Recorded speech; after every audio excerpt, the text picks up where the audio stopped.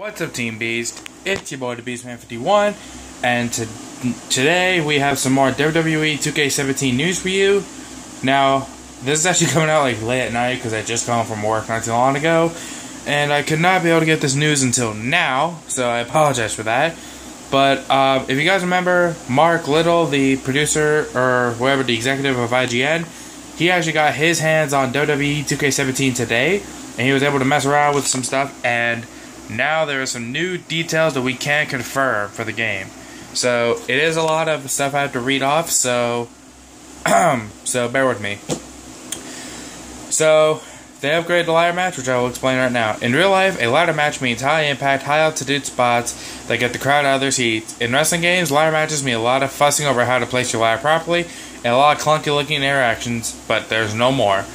So, in WWE 2K17, the ladder can only be set up in 5 specific locations, in front of each set of the ropes, and in the center of the ring.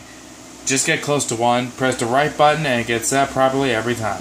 So, that's good, because I feel with everything, like, with how the ladders always are, like, awkward looking, and how they're not set up properly, I think if you do this, and you press the right button, and then it'll get set up properly every time, I think that's something that will be good for ladder matches, but it could also get boring as well, you know? But that's how I think about it. On top of that, you can also set up a ladder as a bridge from the apron to the outside barrier, opening up lots of new opportunities. Oh my god, that would be something incredible, you know? Because there's endless possibilities, you know? You can have like an attitude adjustment through the ladder, a powerbomb through the ladder. I think something as well could also be like, almost like how the announce table OMG moves are. We can have those as well, and be able to break the ladder that way. Which is definitely something that I think would be very incredible for the game.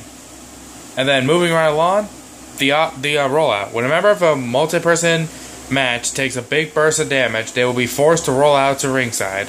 Which, to me, is something good, because that's something you see in modern-day WWE today, and it's just something that, you know, is seen all the time, and that's something that most people, I mean, they really get, like, sick of it, but they usually always, as well, have a hard time trying to, think about, of, like, trying to, like, you know, take damage, and they're just rolling around and flopping around like a fish.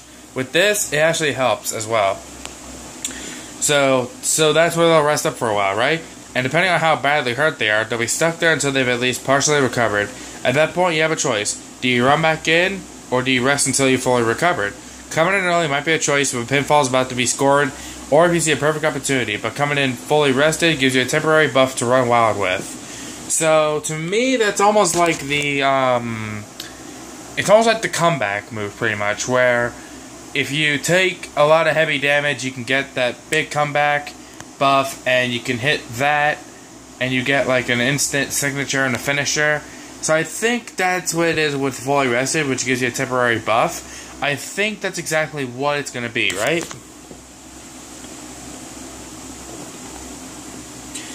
So pretty much, it'll be like a regular triple threat match where it won't be like the ones you see like in games. It'll actually be like legit triple threat matches, right?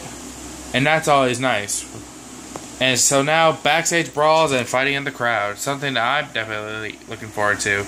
At long last, you can fight backstage or in the crowd again. You can either play as a separate backstage brawl match, because they added 3 different areas that you can play in, which I think would be good if you are a big fan of the backstage brawls like I am.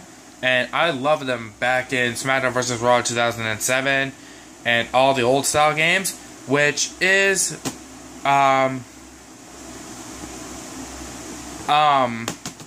but yeah, like, it's definitely something I'm really looking forward to having back.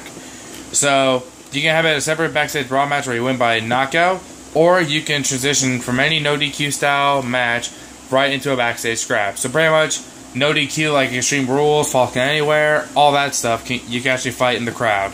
So there's 3 separate backstage areas, like I said, and a bevy of interactive props to get nasty with, so more weapons and stuff. Handful of backstage only OMG moments to really put the hair on your opponent with. So that is something that is very, very incredible.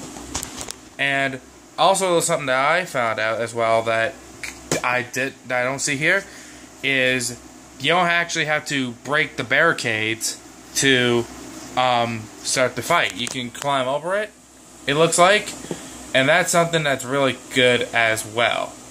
So that's also something. And believe it or not, they also said this as well, that you can fight, that you can go to the ringside area and you can go backstage that way, which is something that is absolutely incredible and something that has been missing from the WWE games for quite some time, you know? And that's something awesome as well. So Taunton has mostly been a way to roleplay a wrestler of choice more than anything, but now it has an actual gameplay purpose, which is something that's incredible, you know? So you're not just building up your taunts to gain momentum and gain stuff for a signature and a finisher anymore. Some taunts grant you a temporary damage boost, while others increase the rate at which you gain momentum for a time. Fighting each chance to taunt is easier than ever too, since you can now taunt in a much wider variety of locations. Doing the right taunt at the right time can really turn the tides. So pretty much, there's some taunts. I almost said tides. There's some taunts where you don't suffer damage, or you get like temporary damage boost, which is pretty cool, and also gaining momentum for a little bit of time is pretty good as well. Alright, so now we're going to jump into the major reversals, because these are something that I could never really hit last year, and it was a pain in the ass trying to do so. Major reversals were a new addition last year. Yes, but you seldom saw them because of how narrow their timing window was. Exactly. This year, the timing is a bit more forgiving, and does a lot more for you when you land one. In addition to gain as bit of an offensive boost like before, a successful major reversal locks out your opponent's ability to perform reversals of their own, which is definitely something that is very awesome to me, because it gets like a clutch mission move off without it having like be reversed on you and everything like that, and that's really, really awesome as well. And that's so incredible now. So now they have chain wrestling and the new submission systems have been two of the most contentious. So chain wrestling is no longer automatically engaged at the start of the match. It will still happen if two characters try to grapple each other simultaneously, so that's good. Or in other situations based on the wrestler's style and personality, which is something, but is no longer the standard way to start a match. Which I find is really good now, because I absolutely hated when they had to, you know, start the match with the chain reversals and you had to do it every time, and it just drove me crazy. So the submission system, it's been turned so that your rotating pie wedges aren't so slippery. So they still have the spinning wheel one back, but they did bring up a second one as well, which is the breaking point one, where you had to press the button to do that, which is the one that I think is the one I'll be using, because I didn't really like the circle one all that much. I loved the breaking point submission one from a couple of years ago, which is definitely something I will use because it is very, very easy to use, and it's definitely something that more people will, you know, use more of. Anthony, right?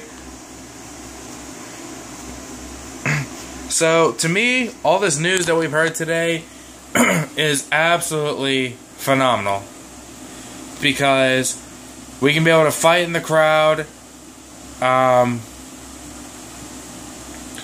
So that's pretty much it's pretty much awesome, because we have ladder upgrades, we have talent upgrades, we have backstage fighting in the crowd, which is definitely something that I'm going to enjoy, because I loved the fighting in the crowd features, and it sucked that they took it out for 9 years and then they finally put it back in. You know?